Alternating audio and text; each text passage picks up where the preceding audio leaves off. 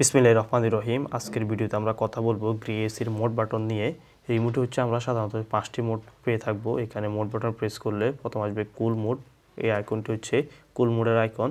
পুনরায় প্রেস করলে আসবে ড্রাই মোড, তারপরে ফ্যান মোড। পুনরায় প্রেস করলে হিট মোড। পুনরায় প্রেস করলে আসবে অটো মোড। আবার যে প্রেস করে তার হচ্ছে কুল মোড। এসি থেকে ঠান্ডা পেতে হলে আমাদেরকে অবশ্যই হচ্ছে কুল মোডে সেট করতে হবে। কুল মোডে হচ্ছে আমরা তাপমাত্রা বাড়াতে পারবো, হচ্ছে কমাতে পারবো। সর্বনিম্ন হচ্ছে 16 আর উপরে হচ্ছে 30 ডিগ্রি সেন্টিগ্রেড নিচে এটি কাজ করবে তাপমাত্রার যে বিস্তার। পুনরায় আমরা মোড বাটন প্রেস করলে এখানে ওয়াটার ড্রপিং যে আইকন দেখতে পাচ্ছেন, শুষ্ক বাতাস প্রয়োজন হলে আমরা হচ্ছে এখানে মোড বাটন প্রেস করে ড্রাই যে ফাংশন সেটা হচ্ছে অ্যাক্টিভ করতে পারি। রুমে যদি স্যাঁতসেঁতে পরিবেশ থাকে তাহলে হচ্ছে আমরা ড্রাই ফাংশনের সুবিধা পাবো। পুনরায় প্রেস করলে ফ্যান মোড। ফ্যান মোডে আমরা শুধু পাখার বাতাস পাবো, এখানে হচ্ছে আমরা কোনো ঠান্ডা পাবো না। ফ্যান স্পিড হচ্ছে আমরা হাই লো মিডিয়াম করতে পারবো। পুনরায় যদি মোড বাটন প্রেস করি তাহলে আসবে হিট মোড। আপনার এসিটি যদি হট অ্যান্ড কুল মোডে এসি থাকে তা আপনি হিট মোডের সুবিধা পাবেন।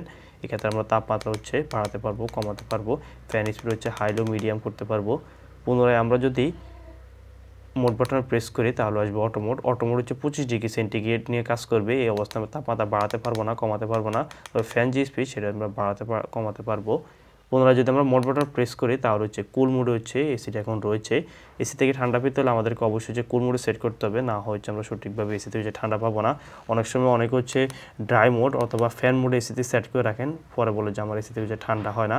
এক্ষেত্রে হচ্ছে আমরা চেষ্টা করবো সবসময় হচ্ছে এসিটাকে সঠিক মোডে অপারেট করার জন্য, তাহলে এসি থেকে আমরা ভালো সার্ভিস পাবো। ধন্যবাদ। আল্লাহ হাফেজ।